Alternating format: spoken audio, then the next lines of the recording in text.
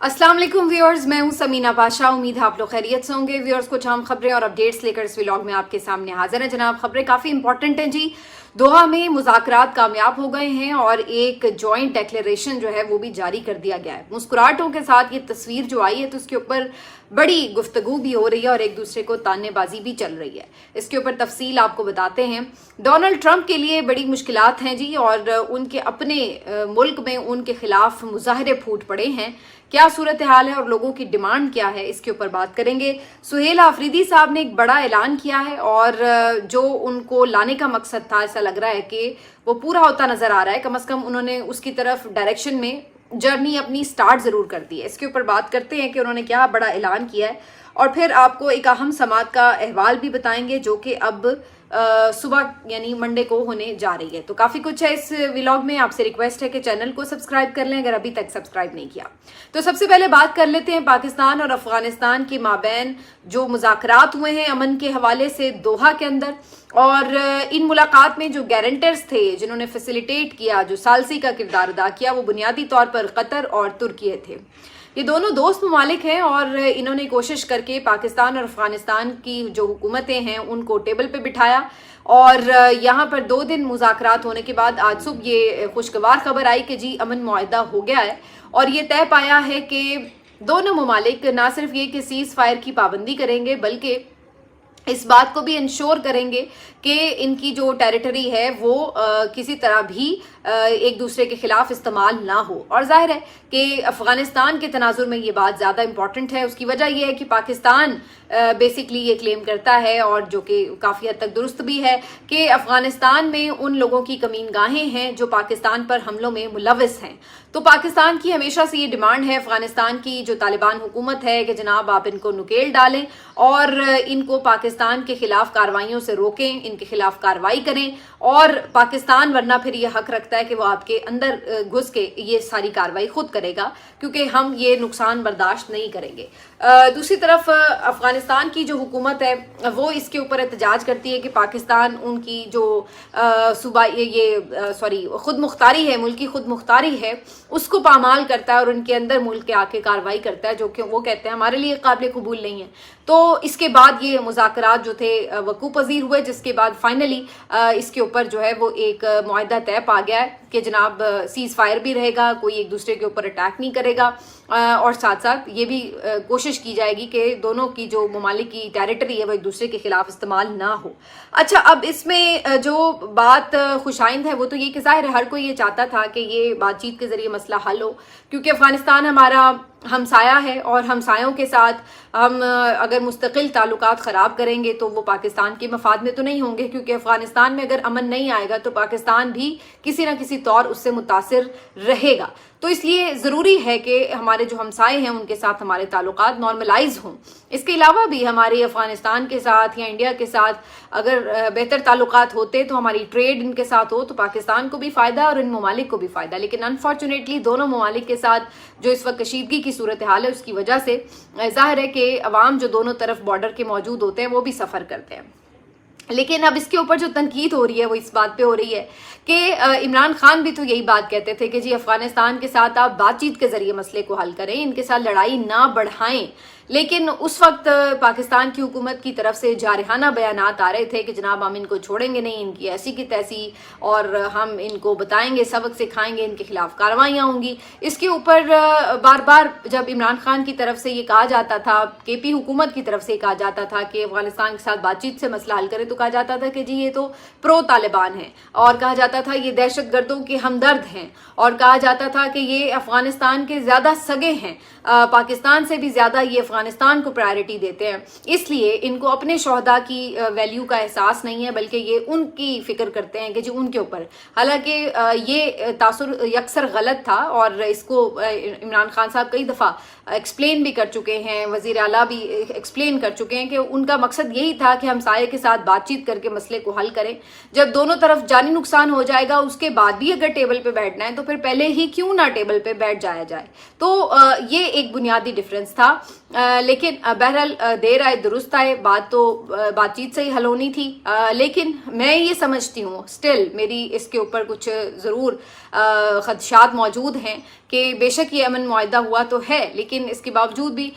کچھ نہ کچھ وائلیشنز ہوں گی، کیونکہ یہ بات یاد رکھیے کہ جو ٹی ٹی پی پاکستان کے اندر حملے کر رہی ہے یا اور کوئی گروپس جو ہیں دہشت گردوں کے پاکستان کے اندر جو کاروائیاں کرتے ہیں، سیکورٹی فورسز کو نشانہ بناتے ہیں، ان میں بہت سے لوگ ایسے ہیں جو خود افغان طالبان کے یعنی سرپرستی میں یہ کام شاید نہیں کر رہے۔ بہت سے لوگ ایسے ہیں جن کو آپ یوں کہہ سکتے ہیں کہ کچھ اسٹیٹ کنٹرولڈ ایکٹر ہوتے ہیں، کچھ نان اسٹیٹ ایکٹر ہوتے ہیں، تو ان کے اوپر جو ہے وہ اسٹیٹ کا اس طرح سے بلیم کیا جا سکتا ہے کیا کہ جو ان کے اسٹیٹ کو بھی خاطر میں نہیں لا رہے اور اپنی مرضی سے کوئی کاروائیاں کرے۔ تو اس چیز کو ڈفرینشیٹ کرنا ہوگا۔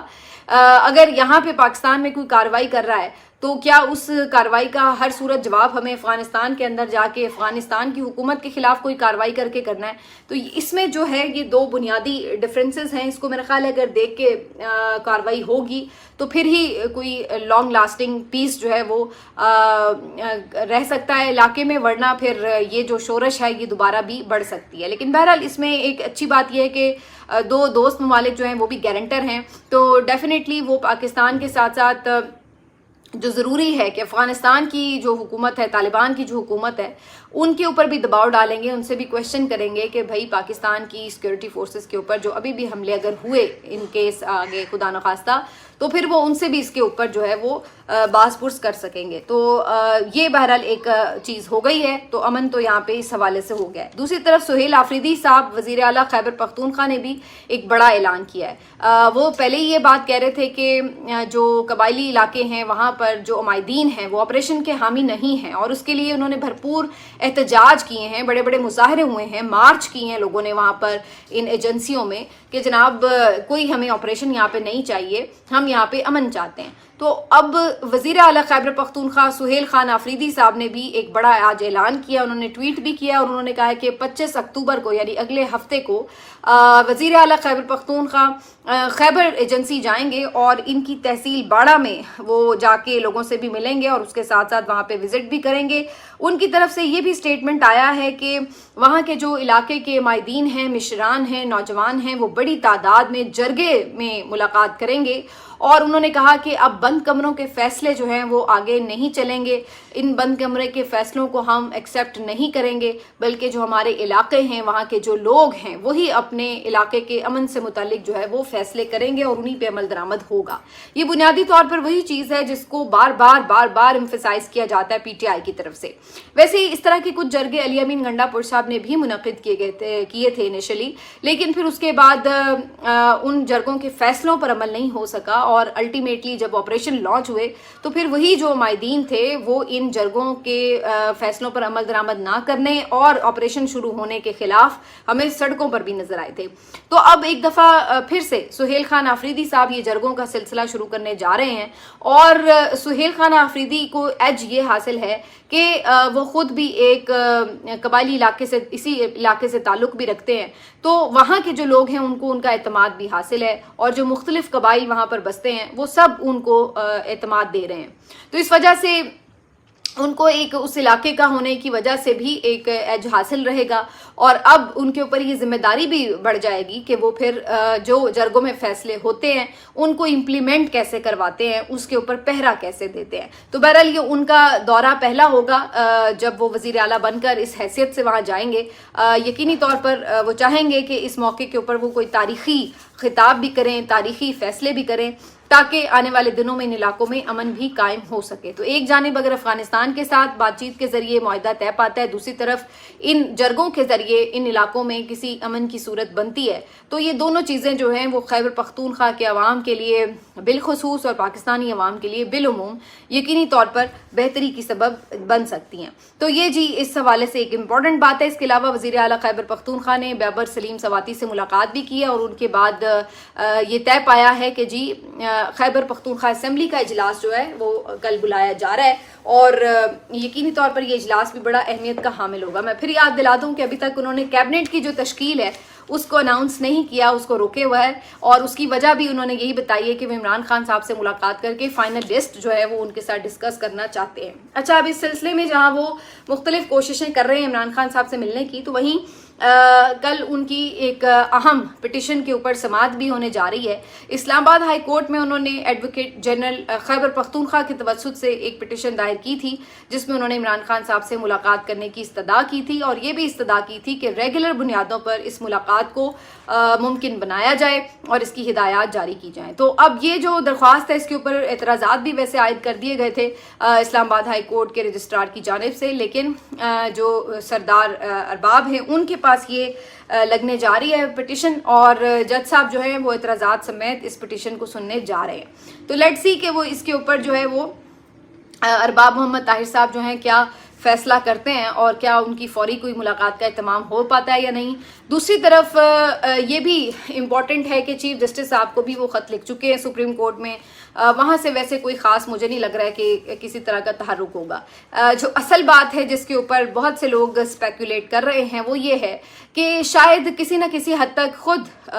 निज़ाम भी ये चाहता है कि इमरान खान की एक दफ़ा इनसे मुलाकात हो और फिर उसके बाद पता चले कि आखिर इमरान खान साहब इनको क्या टास्क करने के लिए देते हैं। इमरान खान साहब ने इनको वज़ीर आला तो बनवा दिया है, लेकिन उनसे कई अरसे से मुलाकात नहीं हो सकी। जब से इमरान खान साहब जेल में हैं, वज़ीर आला खैबर पख्तूनख्वा सुहेल आफरीदी उनसे नहीं मिले हैं। तो अब एक लंबे अरसे के गैप के बाद उनकी एक मुलाकात अगर इमरान खान साहब से होती है तो पता चलेगा कि नए वज़ीर आला से आखिर उनकी एक्सपेक्टेशंस क्या हैं और इमरान खान साहब उनको क्या डायरेक्शंस देते हैं। तो कहीं ना कहीं निज़ाम के अंदर भी ये क्यूरोसिटी बहरहाल मौजूद है। तो ये भी मुमकिन है कि इसी वजह से उनको एक मुलाकात का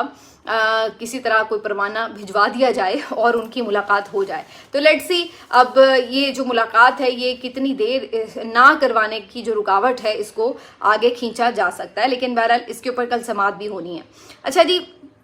दूसरी तरफ मैं आपको ये भी याद दिला दूं कि इमरान खान साहब की जो बाकी केसेस की हेयरिंग्स हैं वो फिलहाल पोस्टपोन कर दी गई हैं, लंबी तारीखें डाली गई हैं, जिसकी वजह से बाकी लोगों की भी इमरान खान साहब से मुलाकात नहीं हो पाएगी और इस तरह जो एक इनडायरेक्ट कम्युनिकेशन बीच में हो रही थी वो भी फिलहाल रुकी हुई है। तो अब मंगल के रोज़ क्या उनकी फैमिली की मुलाकात हो जाएगी? पिछले कई अरसे से हमने देखा है कि ऐसा नहीं हुआ। इस दफ़ा चूँकि केसेस की हेयरिंग नहीं हो रही तो देखना होगा कि उनकी फैमिली की मुलाकात हो जाएगी या किसी और वकील को, एक आध